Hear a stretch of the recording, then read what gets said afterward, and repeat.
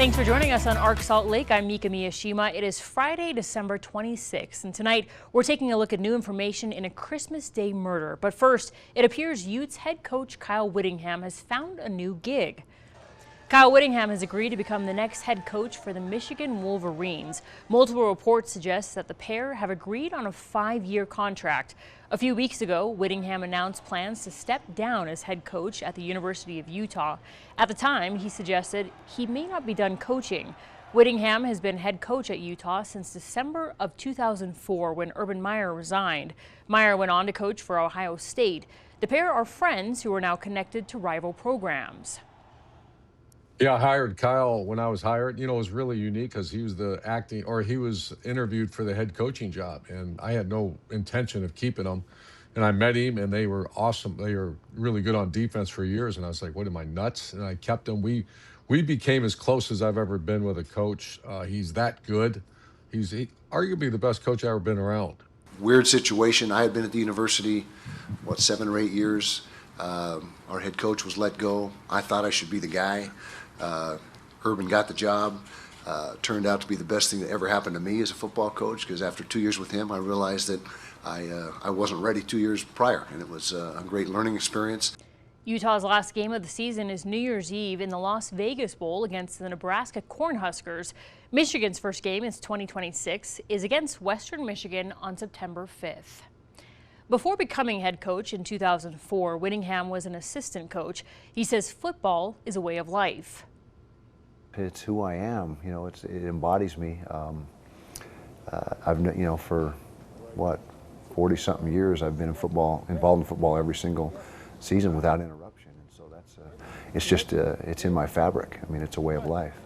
From his 9-game winning streak against BYU to the victory over Alabama in the Sugar Bowl, back-to-back Rose Bowl appearances, and what it was like losing 2 players to gun violence, we're taking a look back at Coach Witt's historic career at the University of Utah. You can watch the end of an era, the Kyle Whittingham legacy, on our YouTube page starting on New Year's Day. Turning now to the weather, which is also making headlines tonight. This is a live look from Brighton, where you can see skiers enjoying the powder there. Well, we had another warm day today. The mountains will soon get some much needed snow. Our Sterling Polson is tracking all of the changes in our first alert forecast. Sterling.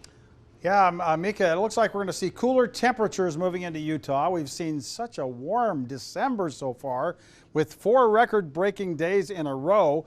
And we've got this cold front, which is slowly making its way. It's just pretty much stationary up here across northwestern Utah.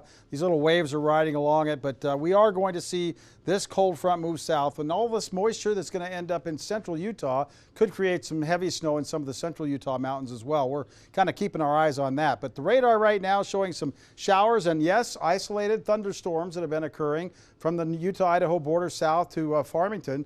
Pretty heavy shower just to the east of Farmington the last hour or so has produced some lightning strikes, and we're going to continue to see these for the next several hours as that cold front settles south. So we do have a winter weather advisory through Sunday for all of the mountains of Utah, and 6 to 12 inches of snow is possible in some areas along with some gusty winds. We'll talk more about what you can expect through the weekend and into next week. That's coming up in my first alert forecast. Sterling, thank you. Now to our other big story. After thousands of you commented on the Christmas Eve stabbing in West Valley City, where a woman is accused of stabbing her boyfriend after he allegedly tried to sexually assault her female relative, we asked a criminal defense attorney whether this could be considered self-defense.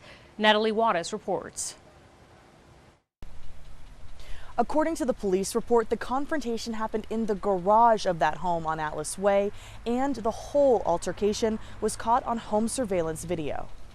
This is one of those types of situations that evokes a lot of emotions from people. According to the West Valley City Police probable cause statement, Fabiola Lara's adult son walked in on her boyfriend, 45-year-old Jose Humberto Alvarado, allegedly attempting to sexually assault her female relative by taking off her leggings. Police say her son told her, and Lara confronted Alvarado in the garage with a large kitchen knife. Police say it was caught on a home surveillance camera, that Lara stabbed Alvarado multiple times, and he left the garage on foot, bleeding heavily. He would later pass away on the sidewalk several blocks down the street on Thane Drive and be discovered by a woman walking her dog Christmas morning. After we got thousands of comments on our web story, I asked criminal defense attorney Sky Lazaro, who isn't affiliated with this case, if self-defense could be a legal justification here. There has to be an immediacy of the threat, which means it has to either be happening or it's about to happen.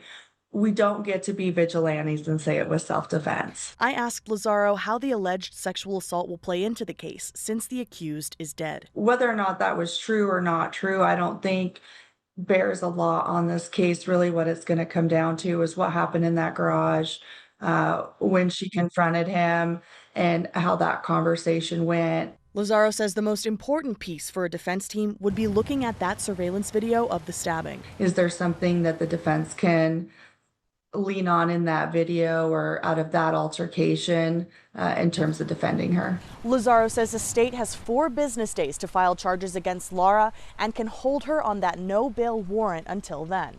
In West Valley City, Natalie Wattis, KUTV 2 News. The California woman accused of killing her daughter and leaving her body in a rural part of Utah was in court today. During the hearing, Ashley Buzzard pleaded not guilty to first-degree murder charges. Ashley is accused of killing 9-year-old Melody Buzzard. She was shot in the head, her body left in remote Wayne County. You a mother, I'm a mother, I'm a grandma. How can you do that to a baby?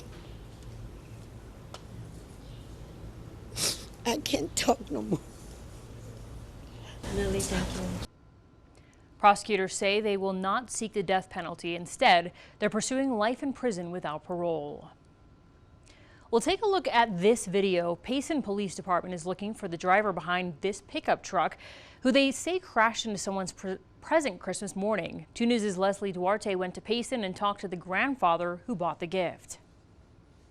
We'll have to replace the bumper and the back part of the fender. Paul Maurer is showing me the damage on this car. February 9th is her 16th birthday. It was supposed to be a Christmas present for the newest driver in the family, his great-granddaughter. We bought that car for her when she got her driver's license, and now we're going to have to fix it. What was your granddaughter's reaction? She was really sad.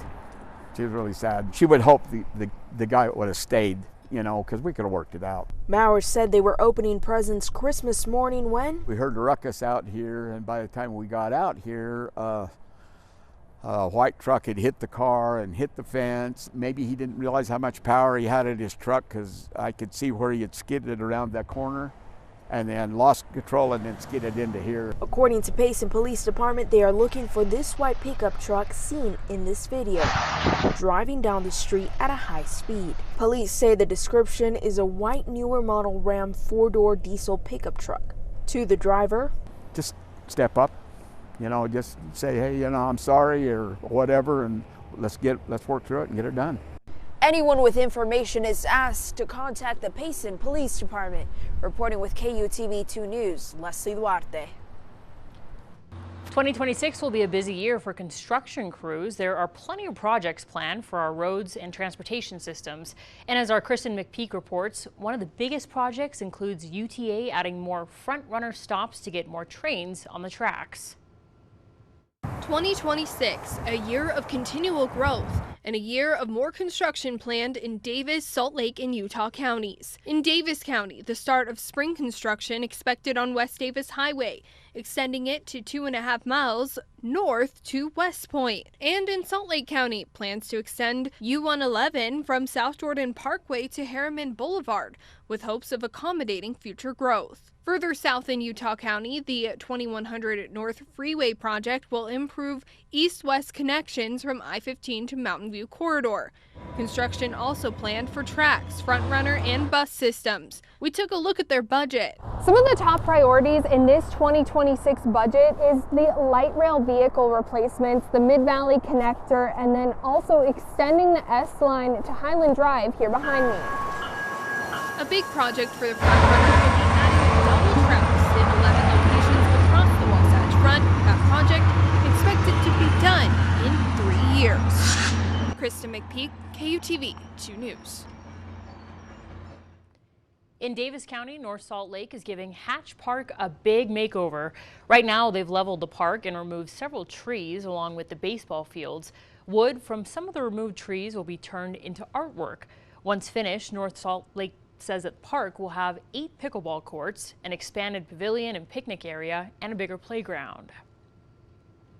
Still to come on Arc Salt Lake, a Utah woman beats the odds and becomes a mother. The groundbreaking research that made her family possible, up next.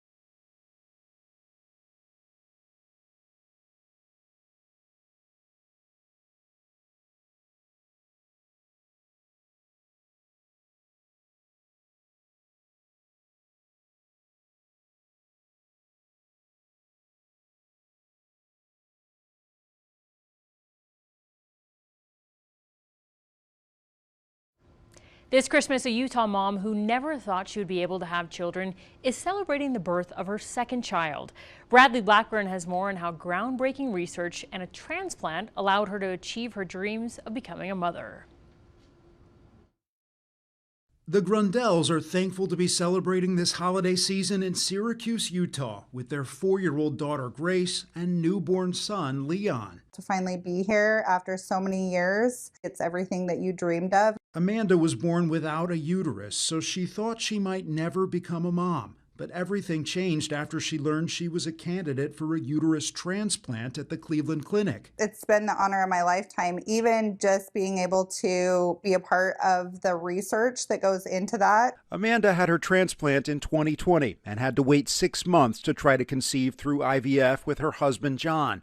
She got pregnant on the first try and welcomed Grace in 2021. At the time of delivery, we decided to keep the uterus to keep our options open. We want to keep the patients on the transplant medications as little as possible because of the side effects. Clinical manager nurse Deb Prevey has been with the family every step of the way as part of the Cleveland Clinic research team. The goal was to do 1 or 2 pregnancies and then they do a hysterectomy so that they no longer have to stay on the medications. The couple decided to try for another baby when Grace was 18 months old. Numerous embryo transfers that failed. We went through a miscarriage. We went through a lot to get this baby. They welcomed baby Leon in November. He was born early at 34 weeks, spent less than a week in the NICU, and is thriving. It's been hard and challenging and incredible and just full of miracles. Amanda stayed at the hospital for extra monitoring after her transplanted organ was removed.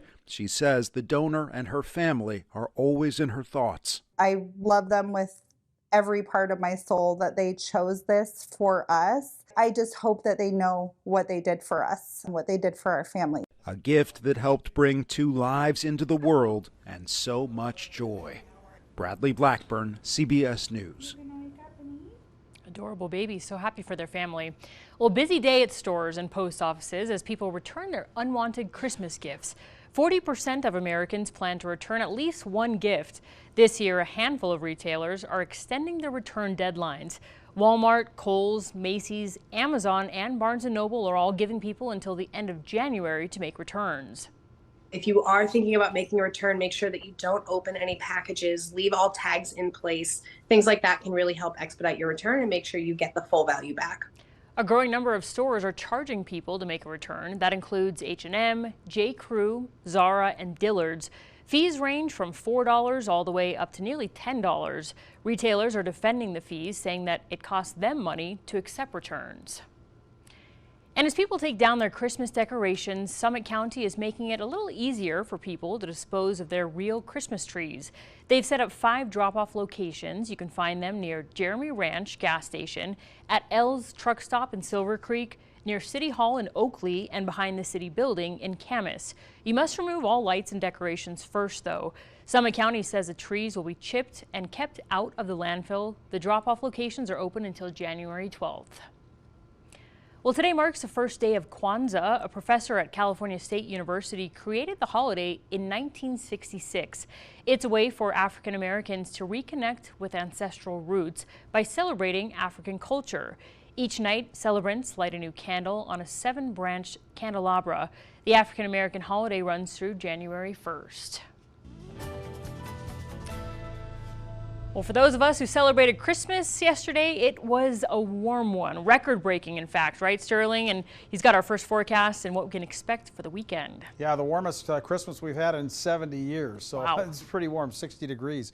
It's windy today. We had some very strong winds. Tooele, Blue Peak High School, 56 miles an hour. University of Utah got up to 43 miles an hour. Guadalupe School out in Rose Park, 43 miles an hour.